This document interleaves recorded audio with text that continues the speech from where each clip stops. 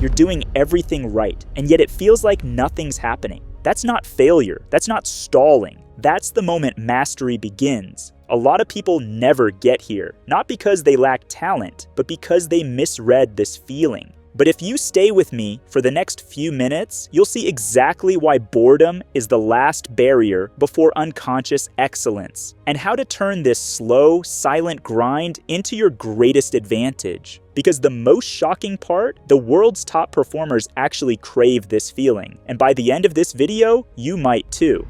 The point where most people quit. You're deep in the reps, same keyboard, same moves, same beats, and then boredom creeps in. It's subtle at first, a flicker of doubt. Is this even working anymore? Then a louder voice. Maybe it's time to try something else. But here's the truth. Boredom isn't a red flag. It's a signal, one of the strongest signals your brain can give you that you're brushing up against mastery. And almost nobody makes it past this point. If you've ever felt this shift, that quiet moment where motivation dips and progress feels invisible, you're not broken. You're closer than you think. What boredom actually means.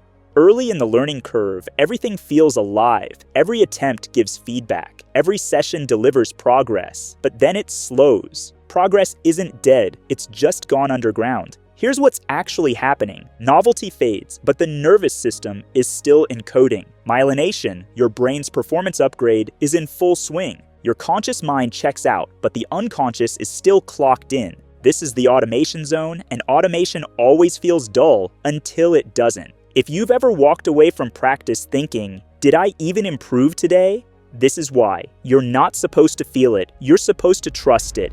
The hidden neuroscience of repetition. Repetition isn't glamorous, but it's transformative. Each time you repeat a skill, you insulate the neural pathways that fire. That insulation, it's called myelin. It's what allows a pianist to play without thinking, a developer to debug without hesitation, an athlete to move before the mind catches up. The paradox, the better your brain gets at something, the less it feels like progress, because it's happening beneath your awareness. Mastery is quiet. There's a story about Kobe Bryant that lives rent-free in the minds of elite performers. Before Team USA practice in 2008, one of the trainers got to the gym early, like 6 a.m. early, but Kobe was already there, drenched in sweat, mid-workout, alone. What was he doing? Not flashy fadeaways, not impossible dunks, basic footwork drills, the kind he'd done a million times before. When asked why, Kobe just said, "Why do you think I'm the best? I never get bored with the basics." That's the level, that's the mindset. Boredom isn't the enemy, it's the edge. If you're wondering, does it really matter if I do the same drill again? This is your answer. The 3 fights you'll have to win. If you want to reach the other side, you'll need to outlast 3 enemies. Your brain, which craves dopamine spikes, not dull repetitions. Society, which rewards novelty, not persistence. Your self-image, which whispers, you should be improving faster by now. All 3 want you to quit early. But the pros, they've learned to expect these voices and outlast them. And if you've ever had that moment where switching paths felt easier than staying the course, you've faced this battle too. Real growth feels flat. Here's the pattern. Early progress equals exciting and visible. Mid-phase equals invisible, internal, boring. Late stage equals explosive fluency that seems effortless. But most people quit at stage 2. They mistake boredom for a signal to stop when it's actually a sign they're about to break through. And if you're feeling stuck right now, like you've plateaued, don't flinch. You're in the middle chapter, the one every master had to pass through. Every emotion is a checkpoint. If you're serious about mastery, start thinking of emotions like levels in a game. Excitement, early game. Frustration, mid-game. Boredom, boss level. It's the final test. Will you stay consistent even when your brain is screaming for novelty? Because here's what no one tells you. The moment you feel least motivated is usually the moment right before your biggest leap.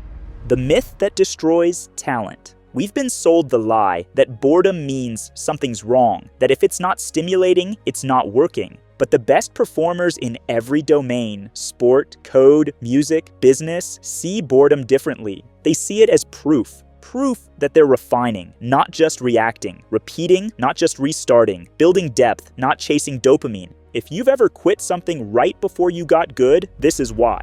Boredom is your edge. If you can outlast boredom, you become rare. Because here's the truth. Everyone starts, few stay, almost no one finishes. But when you reframe boredom, from friction to fuel, you unlock what most people never touch. Flow that feels effortless, skill that looks like magic, conviction that can't be shaken. Most people get bored and pivot. You get bored and double down. That's the move. If this is resonating, if you're thinking, that's me, then good. You've already passed the first test. If you're in the reps right now, if you're doing the work and it's starting to feel stale, good. You're in the phase where most people sabotage themselves, but not you, because now you know what boredom actually means. It means you're close. Stay in the reps. Mastery is boring, right before it becomes brilliant. We just uncovered how boredom is actually a signal you're nearing mastery, that moment where repetition turns into something extraordinary. But what if there's a hidden brain state that makes this repetition feel not just bearable, but blissful? Like time is warping and every move flows effortlessly.